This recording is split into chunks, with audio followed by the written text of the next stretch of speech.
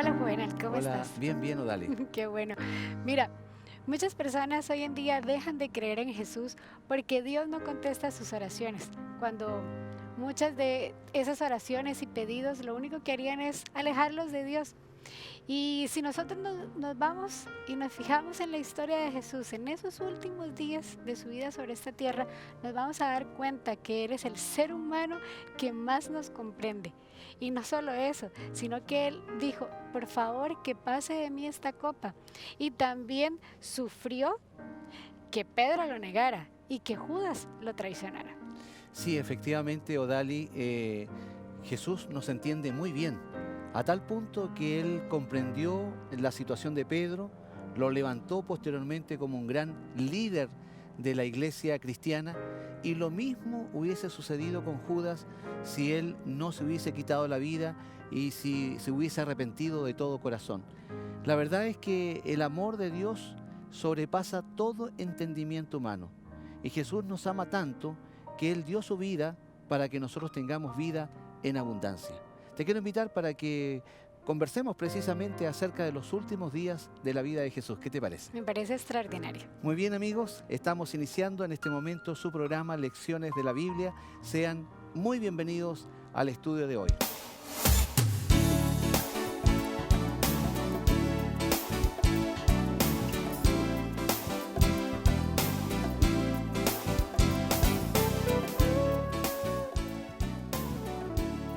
Todos vosotros os escandalizaréis de mí esta noche. Mateo 26:31.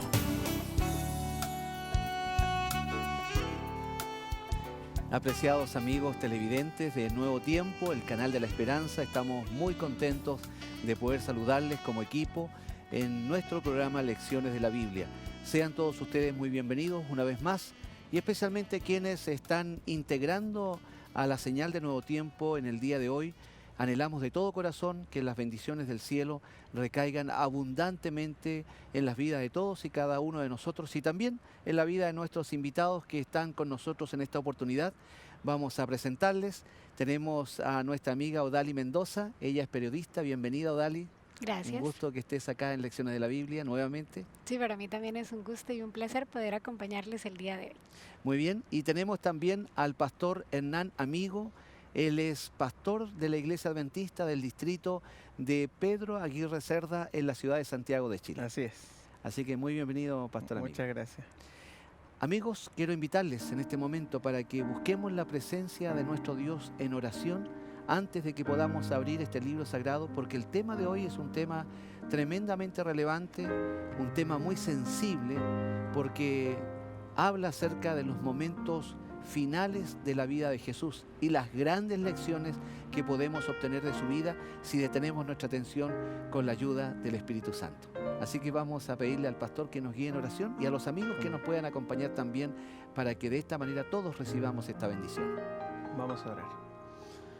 Nuestro Padre que estás en los cielos, una vez más queremos agradecerte por las bendiciones que tú nos entregas día a día, y de manera especial también por este momento en el que tú nos permites meditar en tu palabra.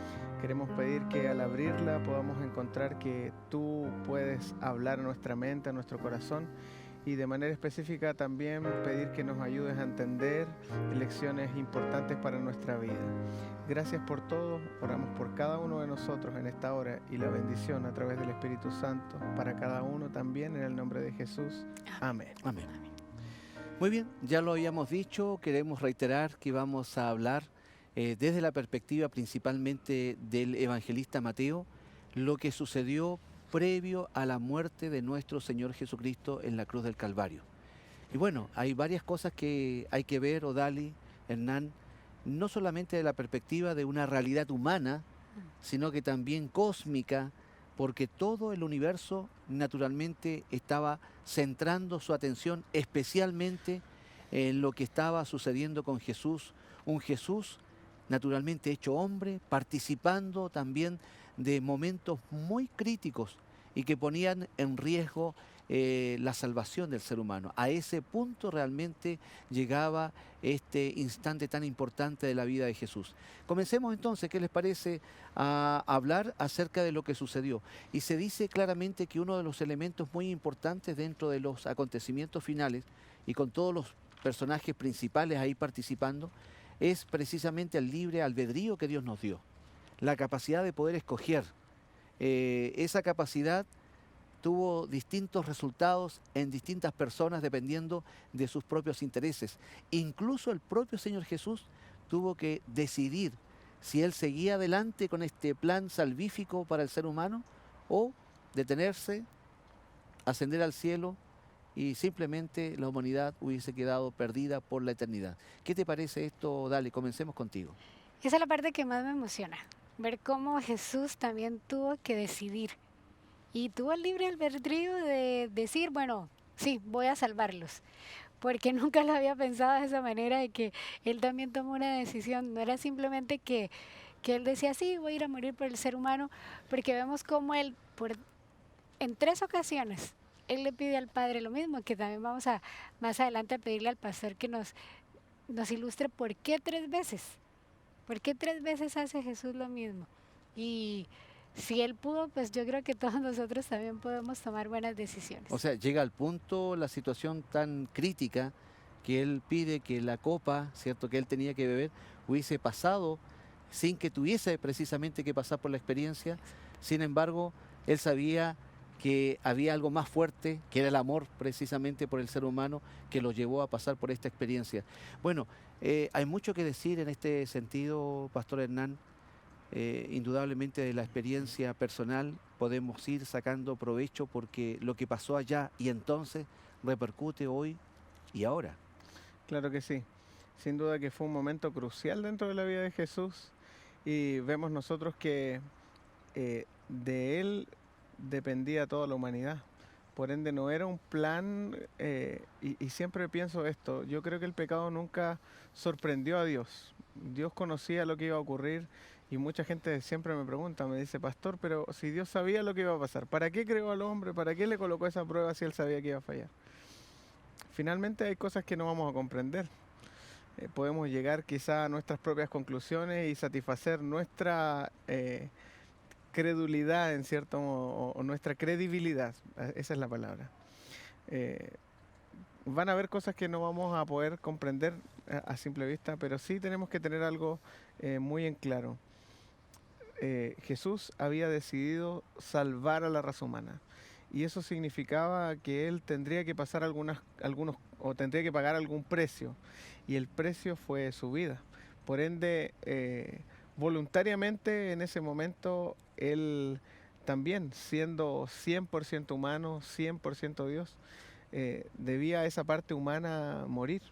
Ahora, enfoquémonos un poquito a la parte humana porque finalmente Mateo ese es el objetivo que él Exacto. persigue. Él parte con una genealogía haciendo énfasis en que era el hijo de Abraham, el hijo de David.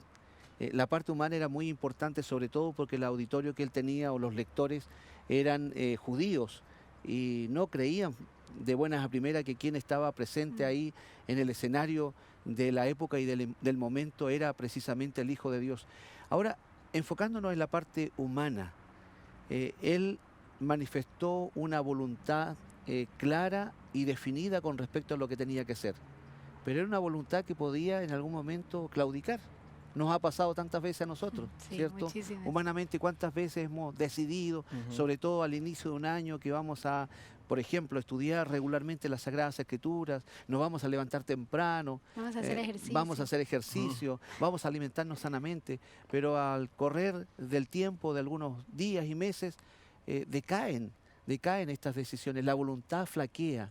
¿Podría también haber flaqueado la voluntad de Jesús? ¿Estaba realmente la posibilidad real Ok. de que Él hubiese fracasado en esta misión?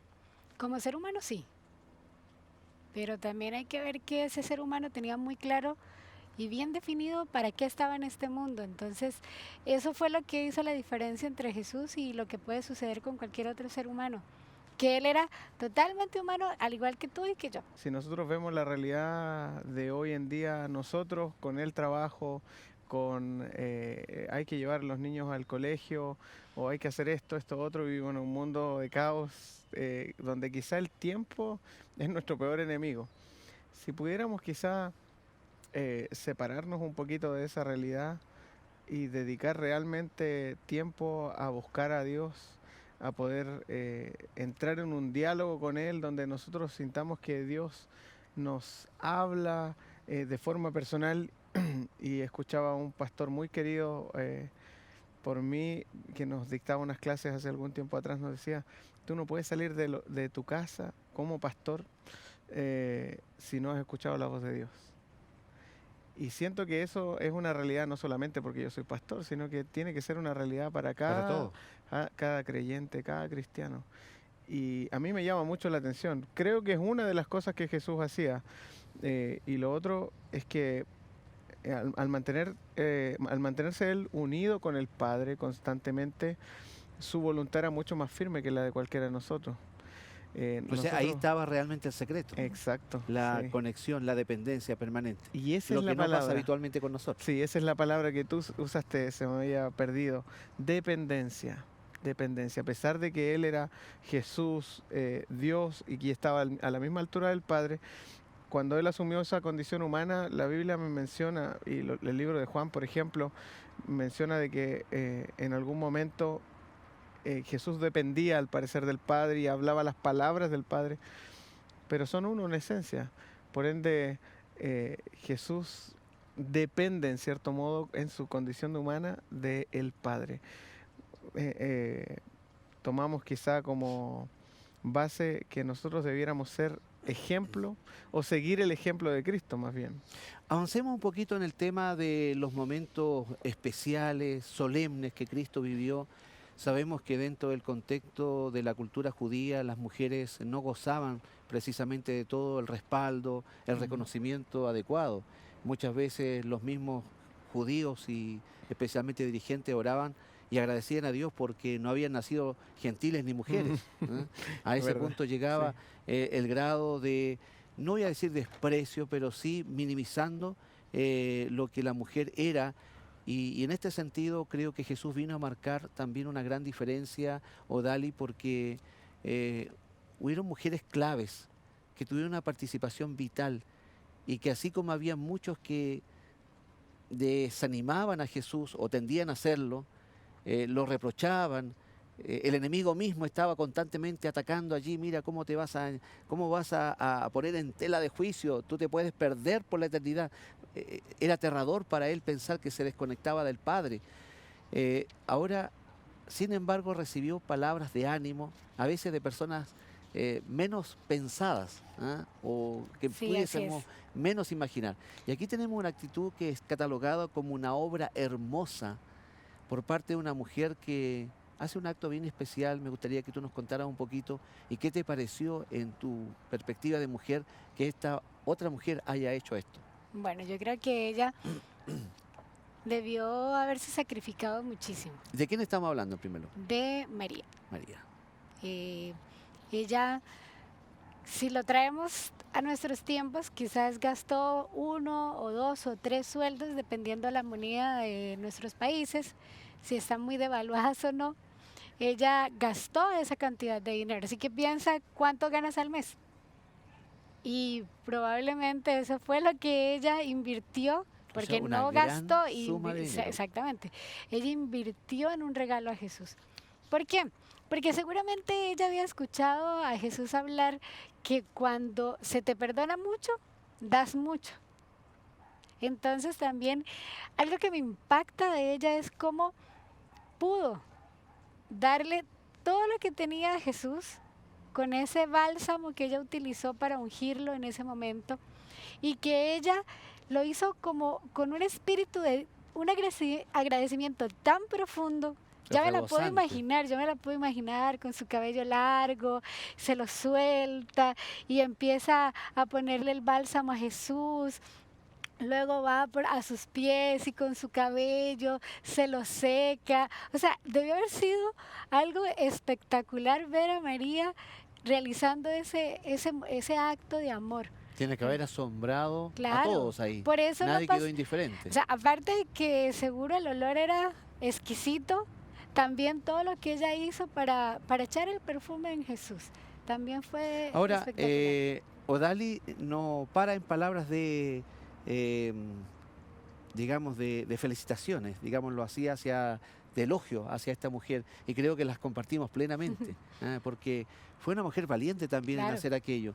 Sin embargo, siempre que se hace algo positivo, con toda la buena intención, nos faltan las personas que lo interpretan de una manera diferente o enfocan el énfasis en algo completamente distinto. En este caso, Hernán, de haber criticado que, como tú decías, no fue una inversión, sino que ellos lo consideraron, los desperdicio. discípulos, un desperdicio, Claro, un gasto innecesario, ¿no? Imagínate las visiones completamente diferentes. claro. De hecho, los otros evangelios sinópticos nos enseñan que Pedro era uno de los que dijo, esto podría haberse vendido y haber dado a los pobres. Seguramente él no comprendía lo que estaba haciendo María en ese momento. Si Jesús dejó que María hiciese esto, seguramente había un plan, digámoslo así, o Jesús sabía lo que venía. Sabemos que ese es el ungimiento de Jesús antes de su muerte. Por ende, y justamente como Dali decía, había un sentimiento de gratitud de parte de esa mujer que fue mal interpretado por los que estaban alrededor.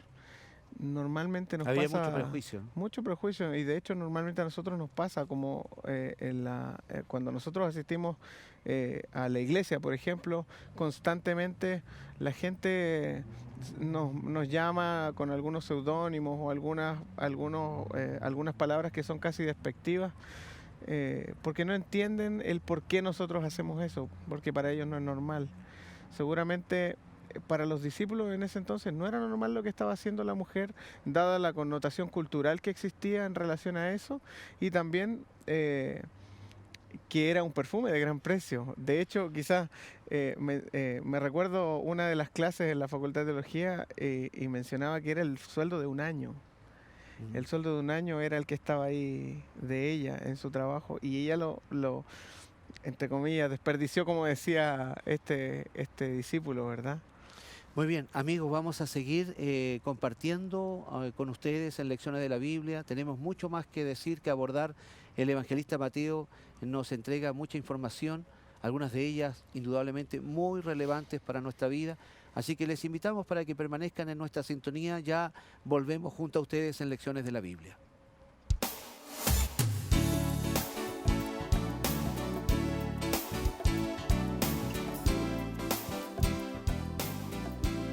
Estamos presentando Lecciones de la Biblia. Ya volvemos.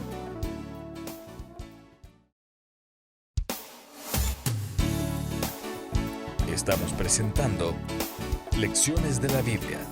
Estamos de vuelta. Queridos amigos televidentes, estamos nuevamente de vuelta junto a ustedes en Lecciones de la Biblia y estamos analizando los momentos finales de la vida de Jesús.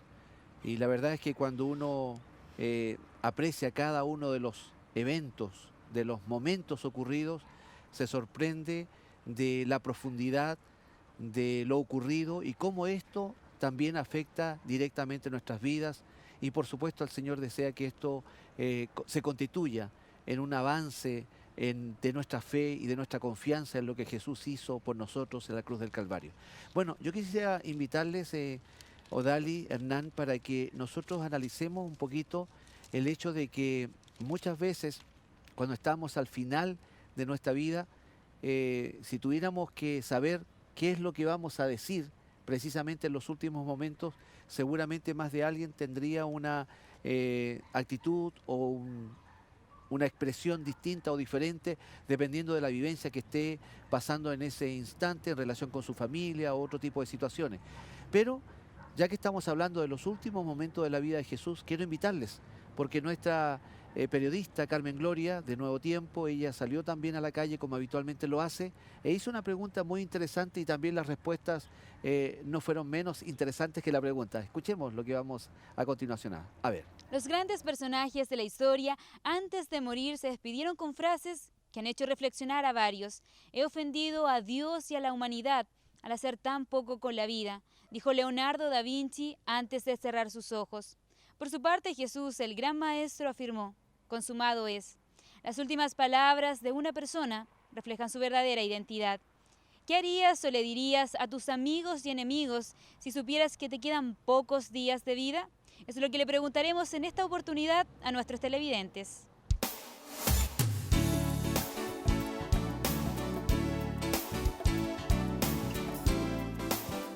A mis amigos les organizaría una buena fiesta, bueno, a mis mejores amigos una cerveza. Enemigos no los invitaría, es el castigo.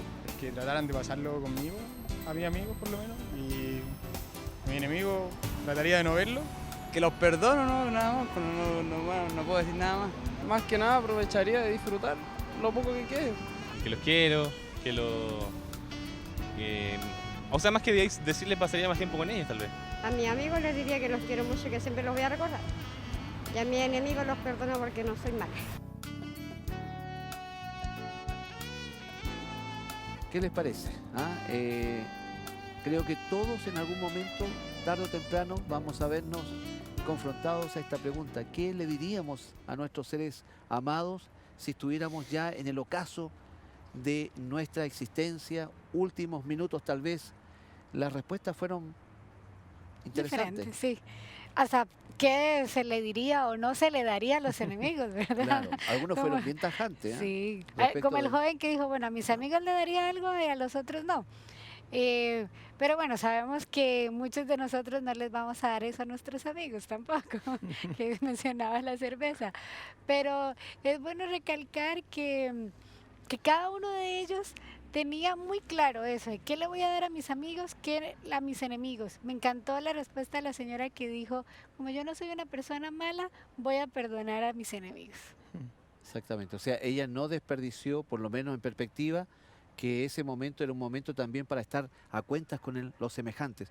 Claro. Pastor Hernán, ¿qué le llamó la atención? Llama la atención que cada uno, en relación a su contexto, ¿verdad?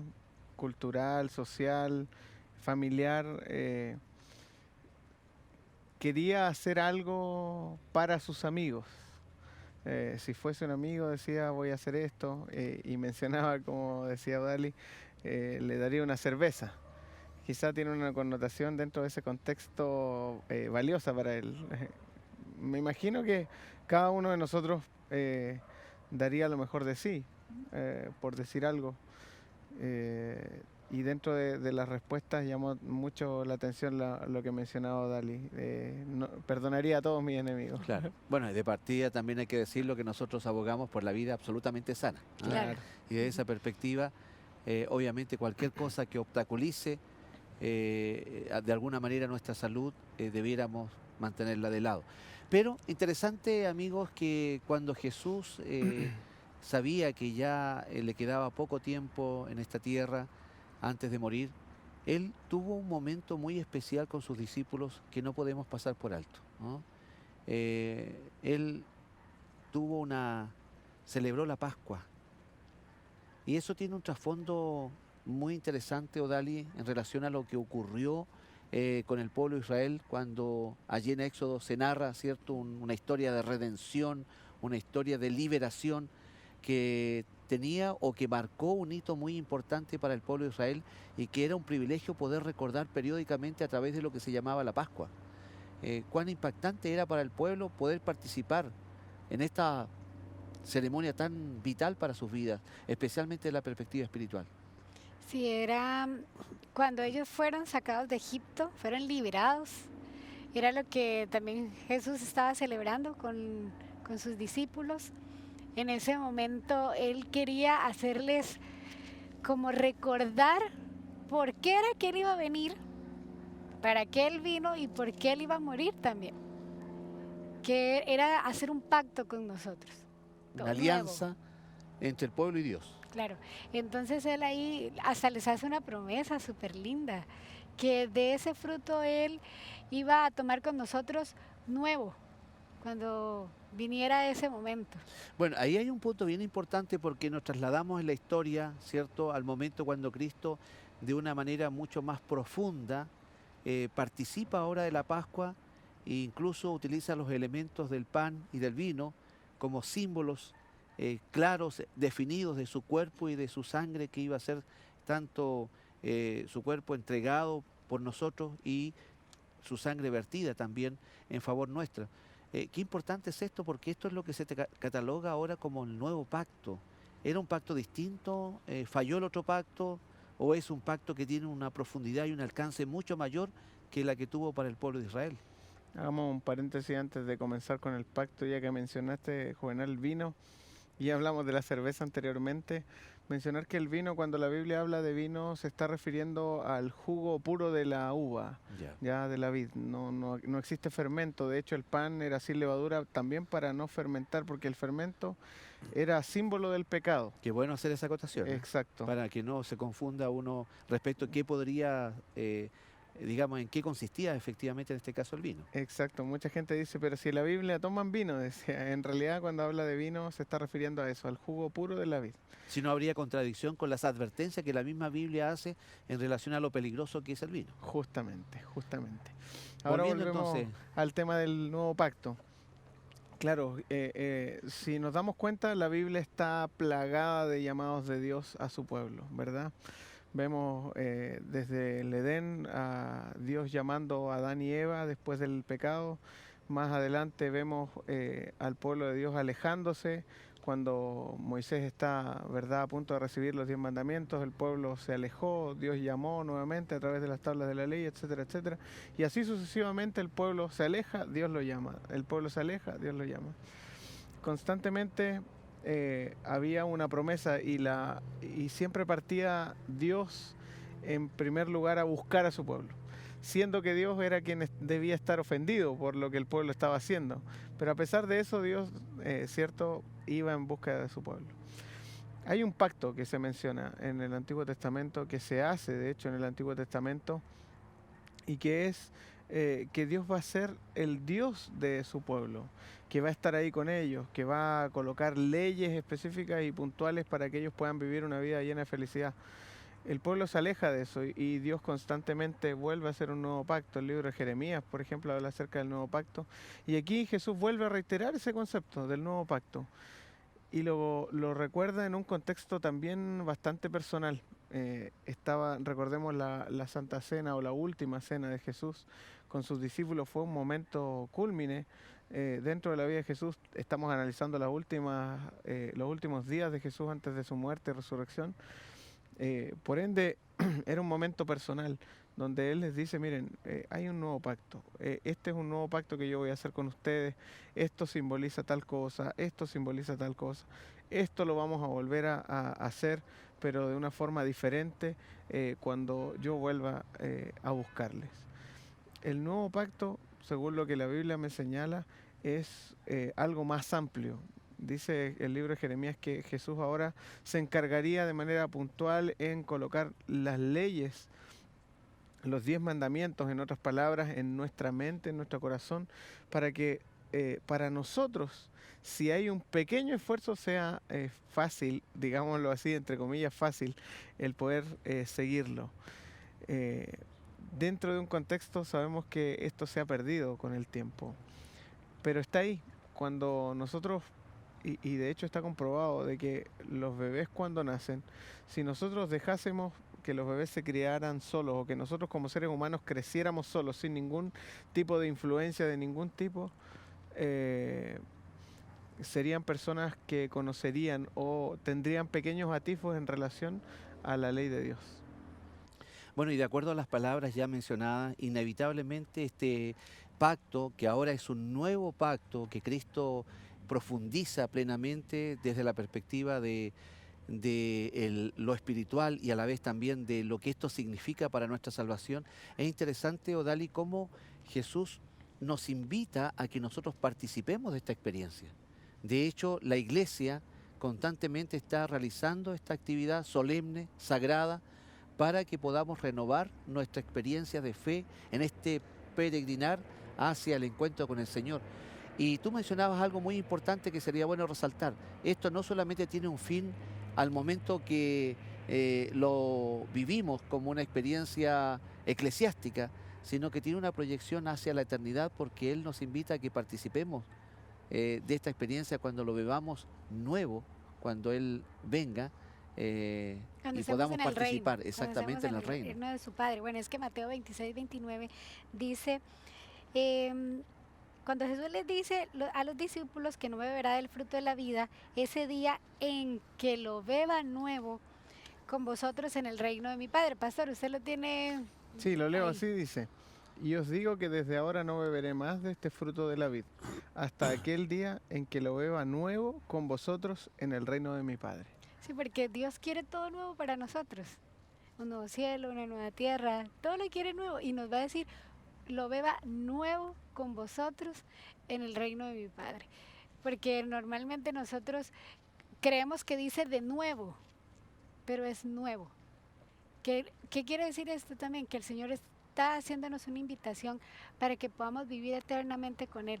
Y que podamos vivir ese momento tan emocionante cuando vamos a estar en aquella mesa inmensa, no sé de cuántos kilómetros va a ser esa mesa, donde vamos a encontrarnos millones de seres humanos que hemos vivido en este planeta Tierra, disfrutando ese momento con nuestro Padre Celestial. Bueno, y cuando tú dices nuevo, también tiene una directa relación que será en una atmósfera sin pecado, ¿ah? Exactamente, Absolutamente libre de lo que hoy día vivimos y estamos sometidos, donde más de alguien, y nos ha pasado a todos, probablemente hemos vivido esta experiencia, pero en algún momento también hemos tropezado producto de alguna situación propia donde hemos fallado, hemos pecado, y justamente para eso también el Señor permitió que esta experiencia la podamos vivir. Pero allí será todo nuevo, ¿cierto? Será Sí, una qué experiencia que viviremos por la eternidad y donde estaremos constantemente recordando que Jesucristo entregó su vida, murió por nosotros.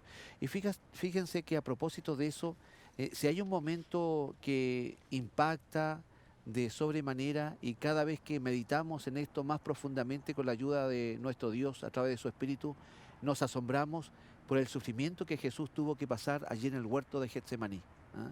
Y sabemos que este fue un momento crucial, probablemente un momento mucho más intenso de lo que podríamos imaginar, producto de que en ese instante Él estaba siendo sometido a una prueba que ponía precisamente a prueba su humanidad, a tal punto que Él podría haber dejado todo hasta ahí y la realidad hubiese sido completamente diferente, Pastor Hernán. Sí, de hecho, Jesús dentro de los discípulos tenía su círculo íntimo, y yo le llamo el círculo de los desordenados, porque si bien es cierto, tomó a Pedro, tomó a los dos hijos de Zebedeo, Santiago y Juan, que eran los hijos del trueno, para poder trabajar de forma mayor a que el resto en sus caracteres, en su forma de ser, en su vida. Seguramente si Jesús no lo hubiese tomado y lo hubiese tratado como el resto de los discípulos, ellos hubiesen distado mucho de lo que llegaron a ser a futuro. De paso, sí, el Señor nos ve no solamente como somos ahora, exacto, sino como podemos llegar a ser, dice una escritora cristiana. Así mismo es, Juvenal. Y de hecho Pedro, ustedes lo ven en Hechos de los Apóstoles, y nos vamos a dar cuenta de ahí de algunos detalles, que Pedro, por ejemplo, desaparece después de la negación de Jesús. Lo vamos a tocar en un momento más. Pero ya no vuelve a aparecer, no vuelve a aparecer ni en la crucifixión, sino que lo vemos nuevamente cuando Jesús lo manda a llamar a través del ángel, le dice, avísele a los discípulos y a Pedro. Pedro ya no se sentía parte de los discípulos. Pero bueno, volviendo al tema del Getsemaní en sí, era un momento crucial. Jesús, su humanidad, Él sabía lo que tenía que pasar, Él sentía dolor, sentía frío, como Odali muy bien explicó al principio, Él era completamente humano. Por ende era una prueba para Él, para su voluntad, para sabiendo el plan que Él debía realizar y sabiendo el costo que éste tenía, Él debía tomar esa decisión. Sin embargo, su preocupación no estaba centrada en su sufrimiento físico. Exacto, no, en su sufrimiento físico era lo de menos. Lo que Él en sí pensaba en ese momento era, a través de las preguntas que le hace, si es posible a través de Señor o Padre, si es posible salvar al hombre de otra manera, por favor, que sea de esa manera. Pero él sabía que no había otra manera. Finalmente él termina rindiéndose ante el Padre y diciéndole que se haga como tú dices. Bueno, y no había otra manera porque lo que se había violado era la ley de Dios. Claro. ¿no? Exacto. Y era tan grave la situación que no había forma que se pudiese utilizar que no fuese precisamente la muerte del inocente Hijo de Dios para que nosotros ahora tengamos esa opción maravillosa, Odali, Hernán y nuestros amigos televidentes y toda la humanidad de poder optar a esta salvación tan grandiosa que el Señor nos ofrece mediante su sacrificio. Bueno amigos, la verdad es que vamos a ir a una breve pausa en este instante, ¿qué les parece? Y ya estamos nuevamente de regreso para el tercer bloque de nuestro programa Lecciones de la Biblia.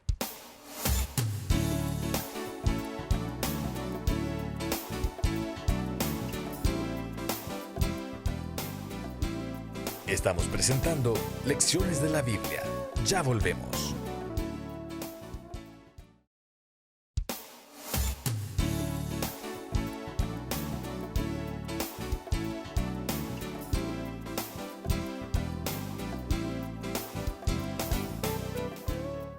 Descubra lo que la Biblia dice sobre los últimos momentos de la historia. Escuela Bíblica Nuevo Tiempo ha preparado para ti verdades para el tiempo del fin. En este material podrás encontrar respuestas a los interrogantes de por qué hay tantas religiones, dónde está Dios cuando llegan las tragedias. Bueno, estas y otros más podrás comprenderlo a través de esta revista que es de manera gratuita. Si deseas solicitarla, nos debes llamar a las líneas telefónicas que aparecen en pantalla o escríbenos al correo electrónico esperanza@nuevotiempo.org.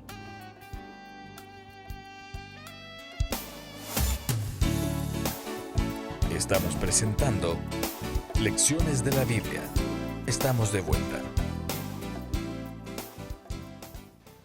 Queridos amigos, ya estamos nuevamente de vuelta en Lecciones de la Biblia, estamos en la parte final de nuestro programa de hoy y dijimos al comienzo de que uno de los aspectos tremendamente relevantes de todos los actores, incluyendo a Jesucristo, fue el hecho de utilizar su libre albedrío, su capacidad de poder elegir entre un camino y otro.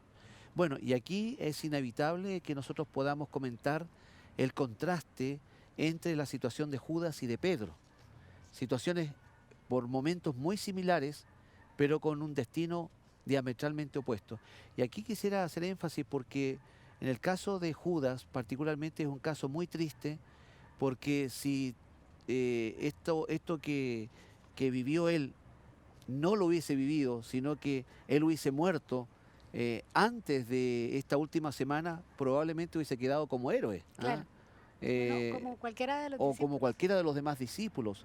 Sin embargo, y hubiese seguramente sido motivo para que más alguien hubiese puesto su nombre, el nombre de Judas, a alguno de los hijos de cualquiera de nosotros. Sin embargo, hoy día el nombre de Judas es sinónimo de traición, es sinónimo de deslealtad, inclusive de cobardía. Bueno, ¿qué marca tanto la diferencia entre lo de Judas y lo de Pedro? Partamos por Judas.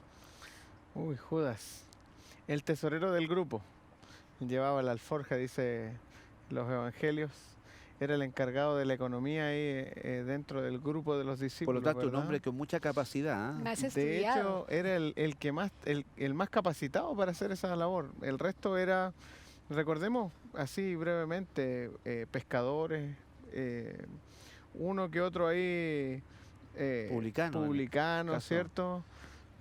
Eran personas que en realidad no tenían mucha educación. En cambio, Judas era el más capacitado, entre comillas. Y recordemos que Judas fue quien se ofreció él para ser discípulo de Jesús. Ahora, el problema en realidad no estaba en la capacidad, Claro. sino más bien en el hecho de que él no había entendido claramente que la conexión vital con Jesucristo era la razón de ser de su existencia y también de su propia salvación, que hasta ese momento claramente él no comprendía en su gran o en su real dimensión. Bueno, aquí hay un tema, Odali, que indudablemente tenemos que abarcar y que está relacionado directamente con el hecho de que Judas, lejos de entender el objetivo final para el cual había sido llamado, él se abocó más que nada a lo que desde la perspectiva terrenal le significaba el poder ser discípulo de Cristo y por lo tanto heredero de este reino terrenal que se iba a mostrar o se iba a presentar.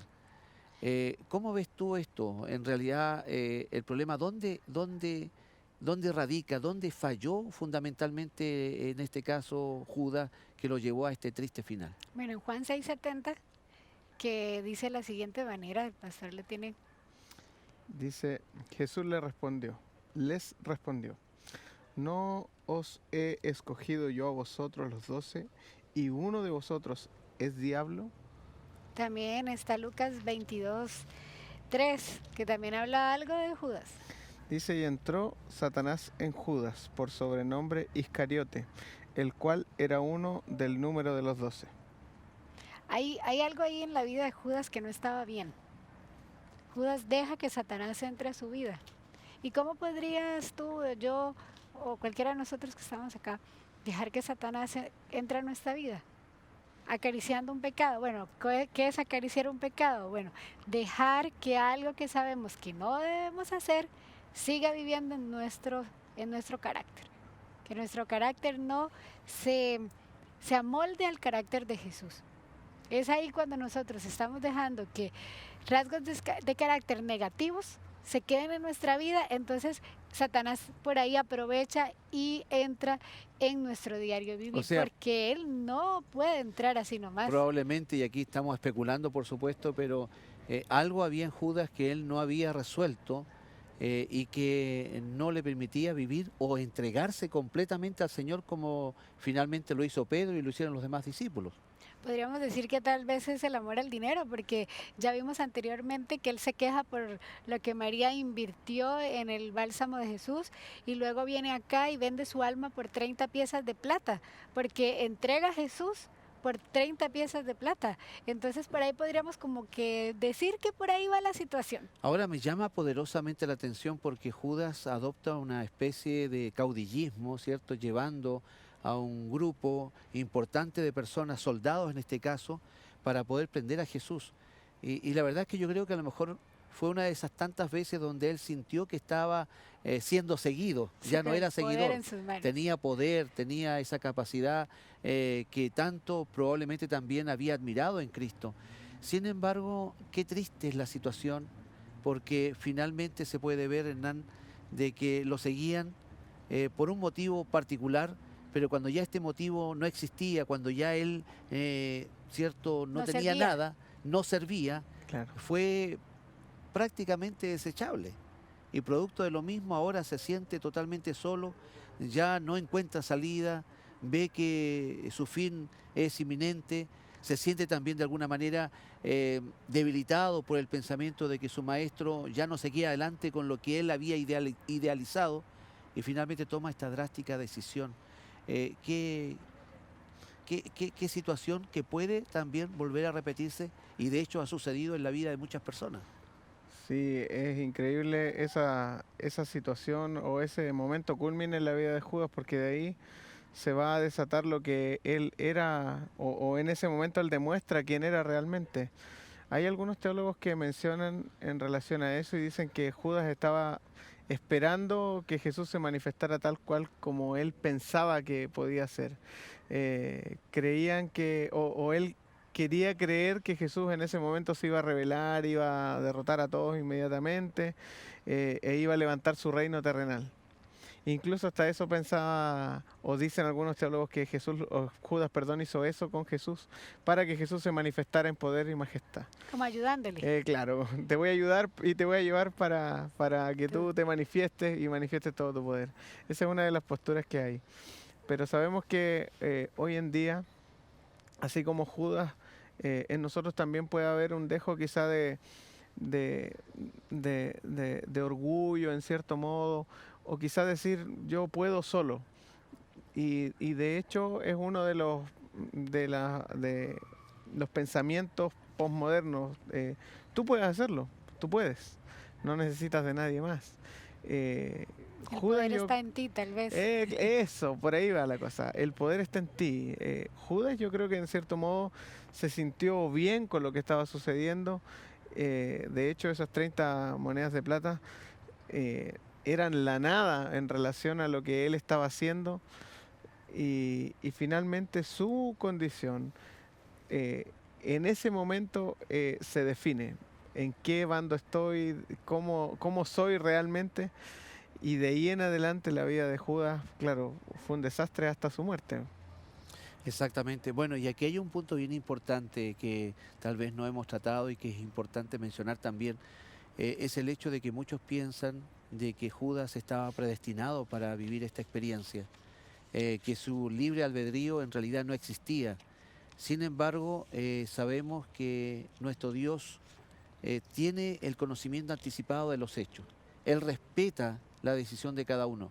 Lo que él sabía respecto de la actitud que iba a adoptar Judas no invalida para nada de que él tenía la libertad absoluta de tomar la decisión. Si él hubiese tomado una decisión absolutamente diferente, el resultado hubiese sido naturalmente otro. Es importante dejar ese paréntesis. Claro. Pero no solamente Jesús supo o Dios supo anticipadamente todo lo que iba a suceder con Judas, sino que también con Pedro. Claro. Aquí hay una situación muy particular porque prácticamente él vive lo mismo, traiciona a su maestro, llega a decir yo no le conozco, se desmarca absolutamente del grupo y eso, si no es lealtad, no sé qué nombre podría tener, pero marca la diferencia desde qué perspectiva Odalis, en el sentido de que él alegremente triunfa dentro de esta prueba tan severa. Bueno, hay algo que hace Jesús, que es lo que marca la diferencia. Tal vez la Biblia lo recalca, pero quizás también con Judas pasó, pero en un momento Jesús mira a Pedro, así lo mira a los ojos, y es como que Pedro se siente desnudo ante Jesús, y se acuerda cuando le dijo me vas a negar, y en ese momento Pedro siente un dolor tan inmenso en su corazón que no hace otra cosa que pedir perdón, cosa diferente que hizo Judas. Judas simplemente fue y se ahorcó. Cuando se dio cuenta que Jesús no iba a hacer lo que él quería hacer, que él pensaba que Jesús iba a hacer, que como ya lo había visto hacer tantos milagros, decirle a todos estos, desaparezcanse, iba a suceder. Entonces, ¿qué pasa con Pedro? Pedro siente ese amor transformador, porque yo siento que hay como una diferencia. Al Jesús haber estado tan cerca de Pedro, como que ahí ve que su maestro le está diciendo, Pedro, ¿qué hiciste? Yo te lo dije, ¿y qué vas a hacer ahora? Entonces Pedro toma una decisión de ir y pedir perdón, de llorar amargamente, me imagino, ¿verdad? De llorar y decir, perdóname por favor, quiero estar contigo, pero yo creo que ahí es donde nosotros también deberíamos pensar un poco. ¿Cuál decisión voy a tomar? ¿La que tomó Judas o la que tomó Pedro? Y todos los días nosotros tenemos ese libre albedrío de decidir si ser un Judas o ser un Pedro. Bueno, y en gran medida Judas y Pedro están reflejando, yo diría en forma bien dramática, este conflicto entre el bien y el mal. Exacto. Todos los días estamos tomando decisiones que van hacia el bando de lo que Judas finalmente hizo o lo que Pedro finalmente vivió como experiencia. Y aquí tú mencionaste algo muy importante, Odalis, porque finalmente el hecho de haber tenido esa cercanía con Cristo probablemente marcó la diferencia a la hora de sentir esa mirada, no como una mirada escrutadora, punitiva, sino más bien como una invitación al arrepentimiento. Y aquí es importante dejar en claro, queridos amigos, cuando una persona está verdaderamente arrepentida, es una persona que siente dolor y tristeza porque ha dañado el corazón de Dios. Va mucho más allá que el mero remordimiento que sintió Judas, probablemente por las consecuencias que él iba a tener. Pedro no pensó mayormente en consecuencias, pensó en que había transgredido o había roto, mejor dicho, el corazón de Cristo. Por lo tanto, cuando es así, la actitud consecuente frente a este sentimiento es, Señor, yo quiero no volver a hacer más esto y vivir una vida nueva que tú me ofreces. Y algo importante es que tal vez nosotros tenemos muchos conocidos y uno sabe con quién puede pasar más tiempo porque el corazón de esa persona está hacia nosotros. Puede ser lo mismo que pasó con Jesús y los discípulos. Él sabía quién estaba más cerca de su corazón. Y eso pasa en todas las relaciones humanas. Si yo puedo llevarme mejor contigo que con Hernán, yo siempre voy a querer estar con Juvenal. Y eso va a ser mutuo. Entonces es lo mismo que nos pasa a nosotros. Queremos estar realmente con Jesús, queremos pasar tiempo con Él, vemos en Jesús las características de alguien que puede transformar nuestra vida y que se preocupa realmente por nosotros, o lo vemos como, sí, Dios vino a morir por mí, sí, ya. No, es como verlo como ese ser humano que también sufrió tantas cosas que hemos visto durante todo el programa, pero que quiere pasar tiempo con nosotros para que podamos vencer como venció Pedro. Y qué lindo poder disfrutar de esa amistad. Sí. Pastor Hernán, la mirada de Jesús marcó una gran diferencia en Pedro, reaccionó favorablemente. Hay muchos amigos que nos están mirando, ¿cierto? Cada uno de nosotros puede mirar libremente a Cristo y encontrar una diferencia vital. Aprovechando las cámaras de Nuevo Tiempo, me gustaría que usted también le hiciera una invitación a nuestros queridos amigos, porque la invitación pasa por mirar a Jesús, por encontrarse con Él. Si dejamos que realmente esto suceda, con toda seguridad va a haber un cambio radical en nuestra vida. Queridos, si bien es cierto, hemos visto en esta última parte estos dos personajes, Judas y Pedro, hay una diferencia tremenda en cada uno, en las decisiones que ellos tomaron. Ambos fallaron a su maestro y aunque suene casi sin comprensión, ambos habían vendido a su maestro. Pedro ya no se sentía discípulo, Judas tampoco se sentía parte de los 12, pero la decisión que ellos tomaron en el momento final fue la que repercutió en lo que ellos iban a hacer.